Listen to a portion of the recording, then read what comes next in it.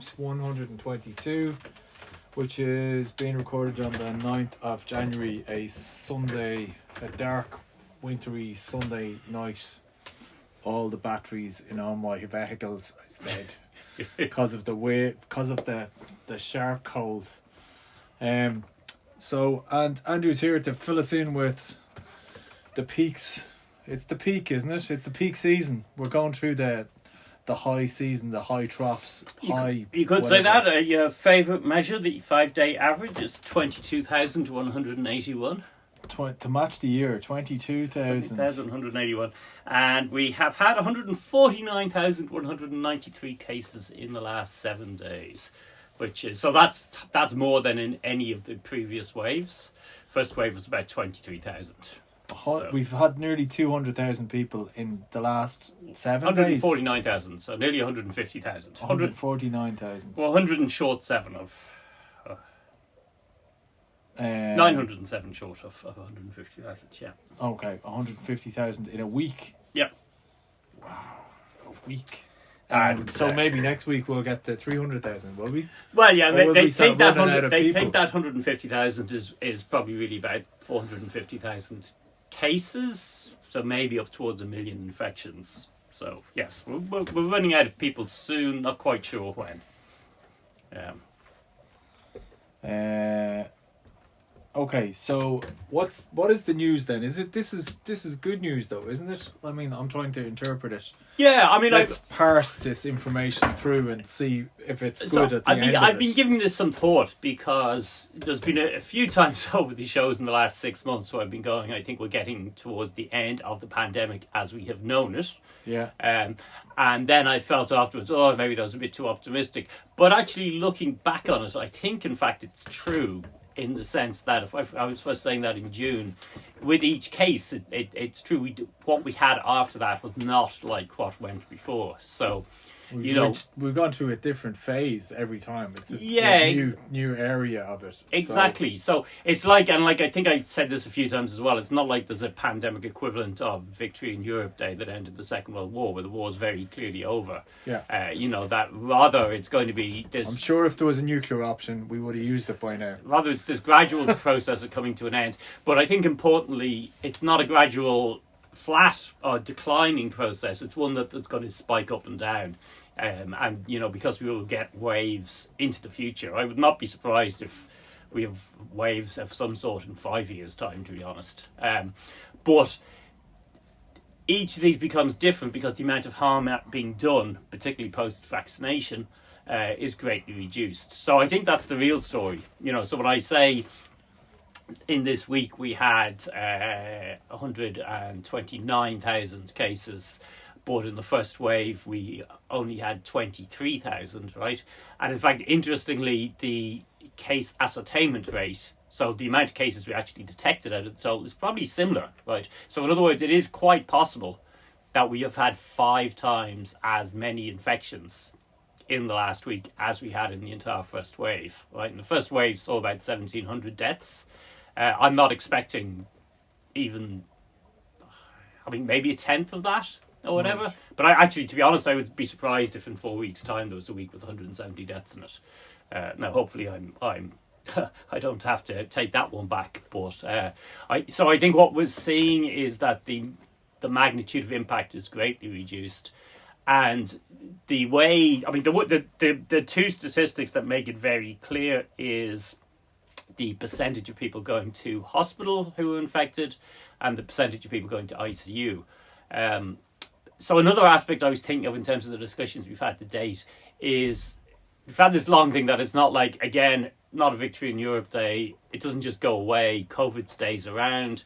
It's endemic, yeah. Yeah, and therefore there's an ongoing cost to existing with COVID that, is sort of, I think I was talking about 2,000 to 3,000 deaths a year, for instance, right? Yeah. And to a certain extent, what's actually happened with Omicron, and it's probably useful, is that year of infections is going to happen in 2 months, essentially. But we won't see the same cost as we would have seen from that entire year. At least that's my read of it. It will actually be much less. And the most clear measure of that is the percentage of people going to ICU is now it's what did I work it out today as? It's 0.05% of cases, right? So that's about 1 in 2,000, Right. right? And it was, if we go back 2 months ago, that was about 1 in 700. So there's a big difference there. Right. 1 in 2,000 yeah. to 1 in 700. Yeah. Yeah. So I mean, like, so if it stays at that 1 in 2,000 level, well, that kind of like, that's actually better than the flu. But the flu doesn't infect so many people so quickly, so you can't quite balance them out in that way. So those sort of stats, I think, are sort of saying, well, okay, that's kind of, if we could trust that it was going to stay at that and that we weren't going to get huge surges, that would sort of be the pandemic over. And of course, we could trust there wasn't going to be a new variant turning up. The new variant, so there's there's the usual disclaimers, and those disclaimers are why I think we will continue to see waves, but each wave will do less harm. And it may well be that once this one passes, we'll basically nearly all measures that are a bit of an annoyance will be dropped, and will stay gone until maybe next winter, where we might need to have some minor stuff again. That would be my guess as to what's about to happen. Okay, so let's try and understand this. So basically what's happened is Omicron has come along, and it's become the dominant variant really quickly, and it's very infectious. It seems to be definitely more infectious than what we had before, even more infectious than Delta. So it's created these cases of nearly 150,000 last week. Yeah. So next week, are we expecting that's going to be another 150, or will it go up? Will it jump up again? We don't know. Basically, the reason we've 150,000 cases last week is because we can do about 300,000 tests a week, and the positivity half of was 50%. Is 150,000. So it could have easily been 400,000. It could have been 500,000. Well, they think it was about 450,000. That's what they think. Right, 450. Okay, and then so like next week, I'm just trying to figure this out. Next week, if it was like 450, would it jump? It couldn't. Like, we are going to start running out of people to infect it. It's not the case. Yeah. Okay, and the thing about Omicron is that it doesn't actually lead to the severe outcomes are definitely reduced. We can definitely say that now. Well, so what we can definitely say is that with 95% of adults vaccinated and about 60% now boosted as well, that the severe outcomes in this wave are very, very, very much less frequent than they were in, say, Alpha, which was the one in last January, right? So we can say that very happily. It's much harder to say which bit of that is due to vaccination, which bit of that is due to boosters, and which bit of that may actually be due to Omicron being less severe in a vaccinated population, or a population with prior immunity, right? There's certainly, there has certainly been a drop-off in the last 3 weeks that seems to be in addition to boosters. That might be Omicron helping out a bit. But even that's a bit uncertain because of the way immunity works, and that the way the booster doses are probably stimulating memory B cells and killer T cells, which are the kind of further lines of defense in this. So, in other words, there's no easy way for me to disentangle it. I would speculatively say it looks to me like there's probably a Omicron being less frequently severe, which is the way I've started talking about it, and certainly in populations with some immunity, and that seems to be tied into this discovery that it infects the upper airways first, and then the lungs in a secondary way. And so if you have existing immunity, it's probably the case that as it's doing that first set of infections, your immune system is ramping up, and by the time it gets to the lungs, okay, so it's in a better it's already position to kicked fight in. it. It's already kicked in before it gets to the lungs. Yeah, it's not. I'm expressing it that way because what I'm hearing from, say, medical workers in the States, where there's a lot of unvaccinated but also uninfected people. So this is a different. South Africa was kind of one situation because an awful lot of people had prior infection, so they had immunity that way, and then a reasonable percentage of adults had vaccination as well.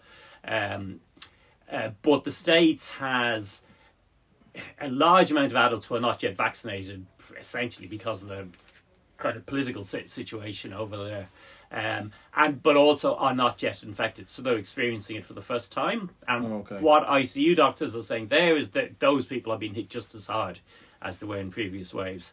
And the other thing that's noticeable is that, I mean, people have been talking about this, that there's a lot more kids are being hospitalised. But I think that may simply because they're the one group that is largely unvaccinated still. So that therefore it's much more visible than it would have been beforehand. So it may well be. I mean, I saw somebody calculate this based on mathematical models, and they were saying the thing is Delta and Alpha were thought to be more severe than the original form. And actually, so if you just take that into account, then Omicron is still a bit more severe than the original form, but is a bit less severe than Delta, basically, was the way doing it. So we don't really know. I think we might have answered that in 6 months' time or something, where, you know, there's enough data and people could do whatever statistical methods need to be done to make sense of it. Okay, but there was a point in time there last week, and maybe this is still true, where we were the highest incidence in the world, wasn't it? We'd hit the highest incidence. I think we might have been, yeah. So the most prevalent of the disease was in Ireland. Well, we've over 50% of the population has tested positive in the last 14 days. And as I said, that's probably really 15% if you think about the testing limits. So it's hard to be much higher than that. So hold on, though, give me that figure again. Over 50% in the last 14 days. Yeah, so 14-day cases per 100,000 people are 5,510. And essentially you turn that into a percentage by just putting a decimal point after that 1,000. So it's 5.5% of people tested positive in the last 14 days. Wow, okay, 5.5%. Yeah, that's pretty significant. And yeah, so it's really, again, it comes back to the fact that there's such a prevalence of immunity, either through people getting it or through the vaccination or through the booster, that's really helping in terms of this. So, and is there historical precedence for in pandemics where less severe versions come and take over, or a mutation comes over? Because I've heard people talk about stuff like that's the way pandemics tend to work out, that something no, I would say that's dominant. kind of no. There's not much in the way that's very solid to support that idea. Right. That's kind of wishful thinking that it'll go away by itself. I mean, you could, in theory, if you had something that was very lethal and was killing most people it infected, and therefore losing its hosts, and there would be an evolutionary pressure for a less lethal form. Yeah. But this isn't killing enough people to do that. You know, like, it's not really, like, what affects its ability to transmit is not the fact that it's killed 1 or 2% of the population. That doesn't really make any particular difference to it. So there isn't really a selection for a less lethal variant that would make any sense. I mean, it could happen coincidentally for one reason or another. But it's probably no. It's with Omicron, from what we know about it is its advantage seems to be that it has two ways of infecting cells in the upper airways, so it can do that much faster. And the trade-off for doing that is that it's not quite as good at infecting lung cells. Right. So that its advantage is basically just that it can infect faster, and it has some ability to overcome existing immunity. But it's not like that selection is not on the basis of it being more or less lethal or whatever. That's just a coincidental side effect if it happens to be there. Okay, so talk to me about what exactly is the pressures on the hospital system, though, because this is huge. Even though the percentages are quite significantly different when you're talking about 1 in 2,000 people needing to go to hospital. But if you've got 150 or 450,000 cases last week, how does that wash through the system? Right. Well, I think that the first thing is you obviously don't want to minimise the actual pressures that do exist. This is obviously having an absolutely huge impact, and it's also having an impact because about 15% of healthcare workers are either out with COVID or are isolating because of contact with 15%. 15%. So Yeah. obviously that has a huge impact on healthcare as well. So that is significant. But if we compare it with last year, today we had 984 COVID patients in hospital, and this day last year we had 1,285. In other words, about 300 more. And actually what's happened over the last 4 or 5 days, because if you go back 5 days, there were more people in hospital here than last year, but the two have crossed over, and last year was going shooting up, where we've kind of, the last couple of days, we're kind of wobbling around what might be a plateau, but I don't think it will, but at a lower level. So last year, hospitalizations peaked at about 2020.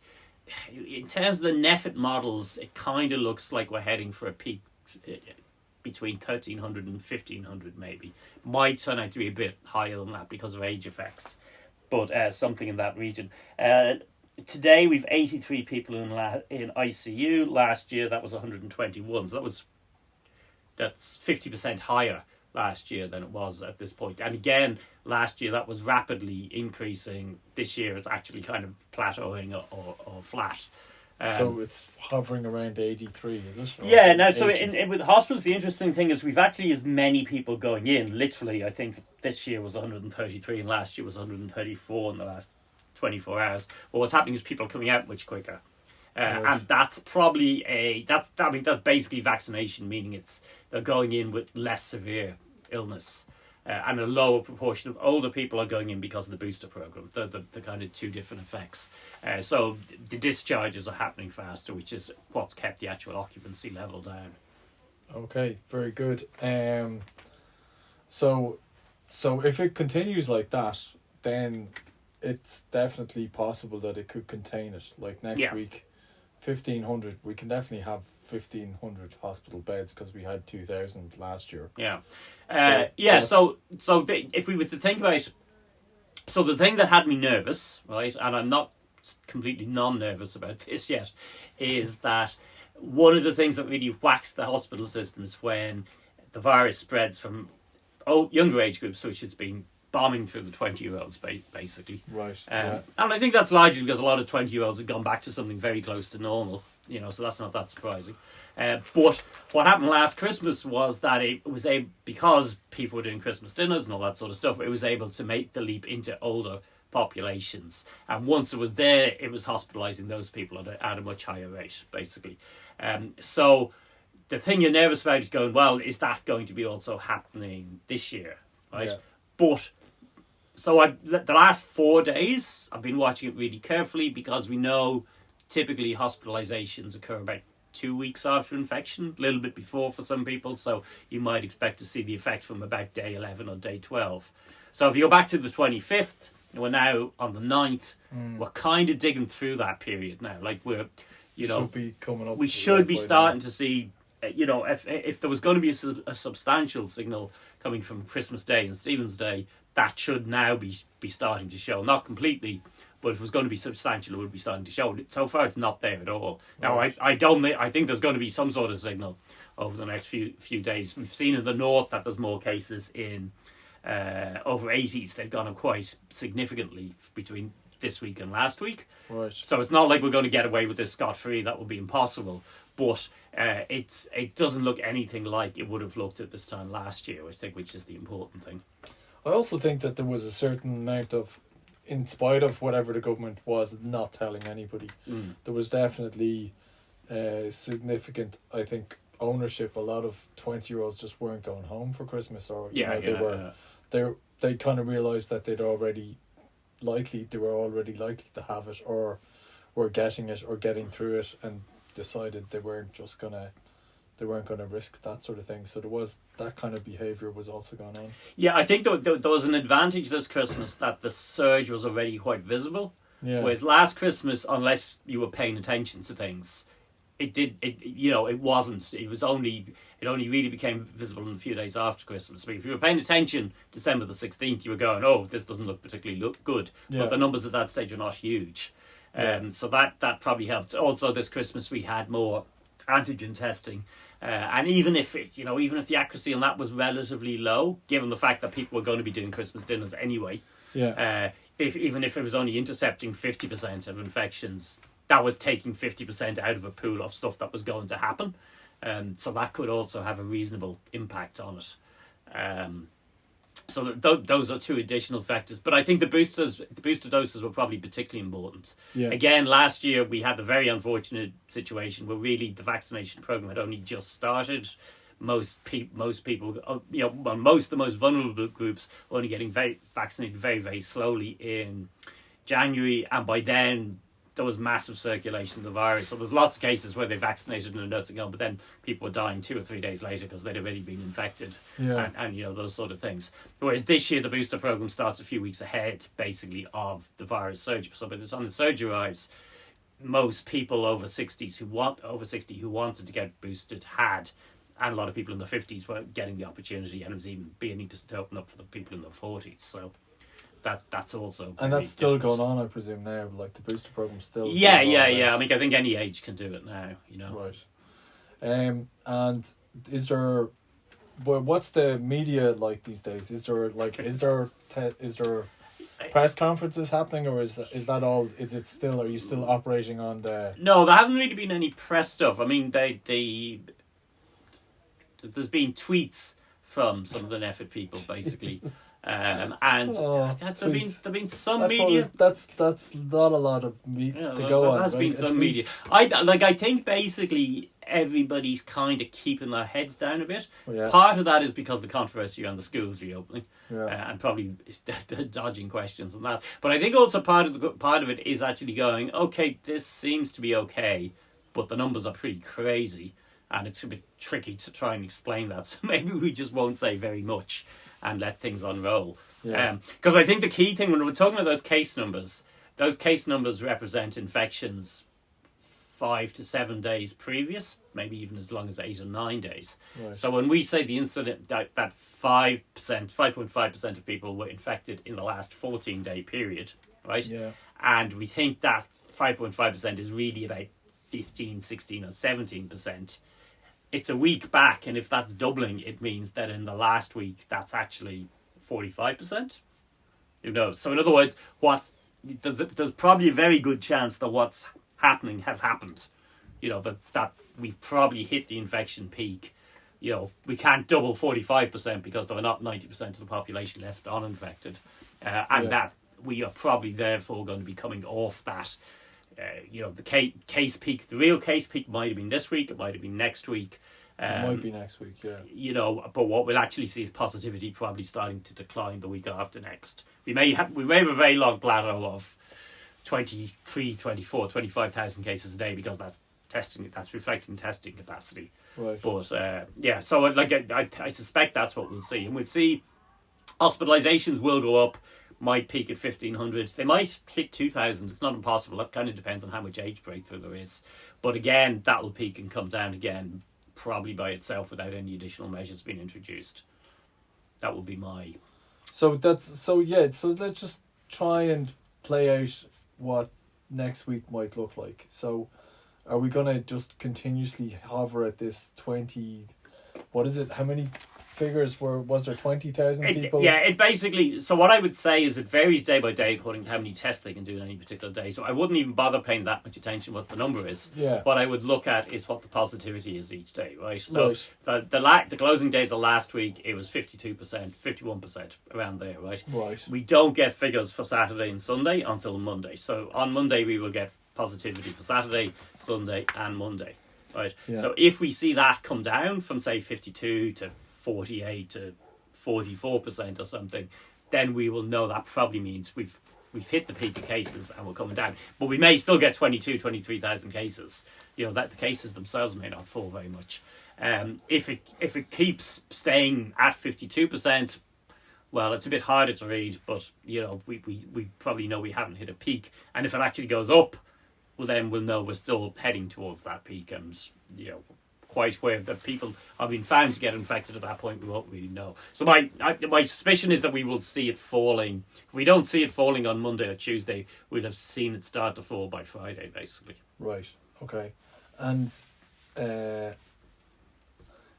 I'm still trying to understand the figures. So when you're saying that 45%, 45% of the population could have been infected in the last week. Could have. I mean, it's like that's like we know it seems to be doubling a bit faster than every week. Right. So that would be a trebling.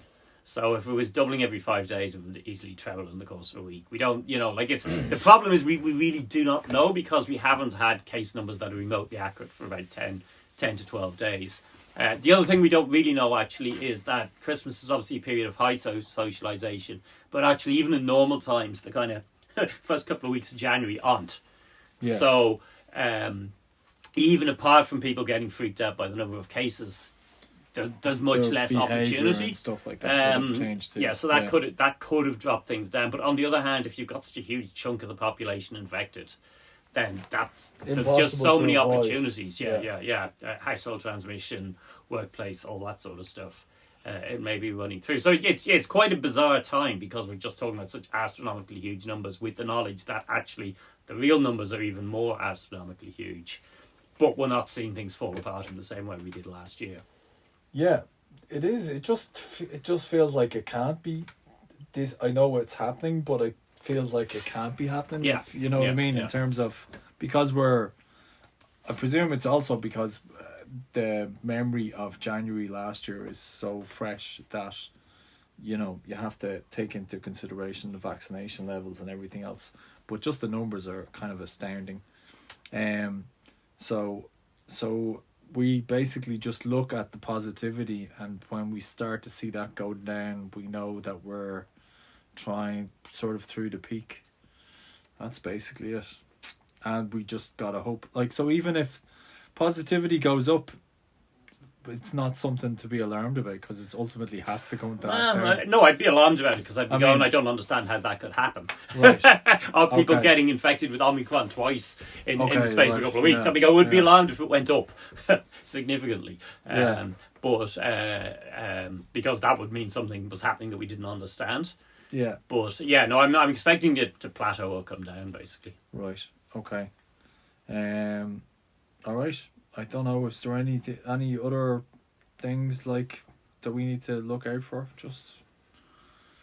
I think the thing is the die is cast, so we're strapped into this. Yeah, we're strapped into this. We will see what the actual cost of it is over the next 2 to 4 weeks, 2 to 5 weeks, sort of thing. Right. We know that those patterns from before. Hospitalizations, maybe they'll peak in about 2 weeks. ICU, maybe that'll peak in 3 weeks. Deaths, 4 weeks. Might take a while to hear about that. So we'll actually get a real sense of what the cost of what might be the kind of closing stage is. Yeah. Then we'll see where we are. But I think we'll probably then have a couple of quiet months just because so many people have been infected. So at least in the short term, there'll be a lot of immunity against infection, and then we will see as the spring unrolls into summer what happens then.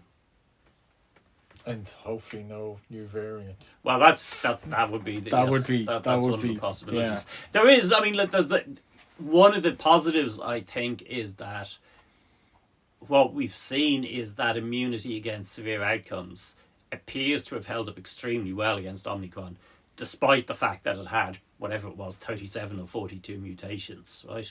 So to an extent, it was very scary in its ability to infect loads of people who had previously been infected and people who'd been vaccinated. And if you look at the figures from Denmark, they sequenced just about everybody. Right. Basically, the reinfection figure is only very slightly below the percentage of the population that had been infected before now. So in other words, having been previously infected seems to be almost no protection against getting infected this time around. Right. But like us, those severe outcomes are very, very low. So if that held with this particular variant, it may be that will then hold for other variants as well. So they may be able to infect us, but the likelihood of severe consequences of infection are reduced. The one thing I'm still a bit concerned about is the whole long COVID, issue. Because that's still very, very unknown, and of course we won't know about that until months have passed, because that won't be long until months have passed. So that I think that's the biggest concern. Like, what sort of damage is that going to do? What lasting damage will it do, both at individual and collective level? But that we won't know for a while. And So keep dodging it for the moment, basically. Yeah, does the body actually get better as well? The more it gets exposed to something, it does the body, the T cells and all that rest. Yeah. Does it get better and more of a kind of rapid reaction force when it gets exposed to basically you get a broader immune response, so it's more inclined to recognize different variations of something and be able to fight those. So yeah, the expectation is that with and in fact there's a particular advantage to the booster doses. Like there was always an argument that the 2 initial doses of the vaccines were perhaps too close together. Right. So that they don't stimulate basically kind of memory. They don't leave it long enough. Yeah, they don't stimulate memory B cells and T cells in the same sort of way. Whereas if you get exposures that are further apart, there's more stimulation of that. And that may be part of... That's why when we see the decline in people going to ICU and hospitals, that's might be partially to do with Omicron being less severe, but it could actually also just be to do with the passage of time post-boostering, meaning that the response is strengthening further in terms of T cells and B cells. So.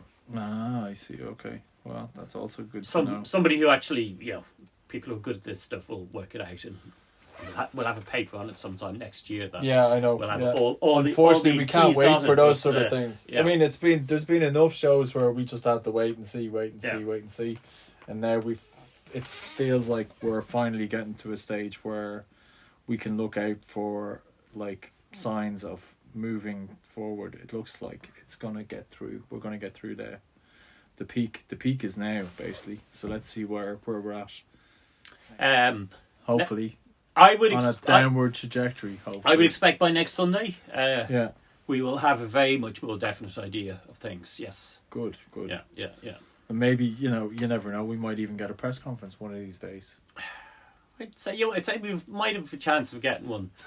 We get the HSE ones. They're back. Actually. Oh, the HSE ones. To be fair, they're still doing the HSE press conferences. HSE ones, yeah, but Tony's just still going like, "You're in charge, lads.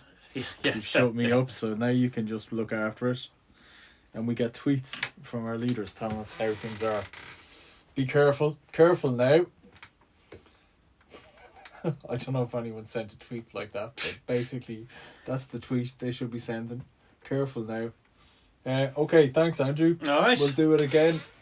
Hopefully, we can wait a whole week. And we'll be much clearer. Thanks. All right.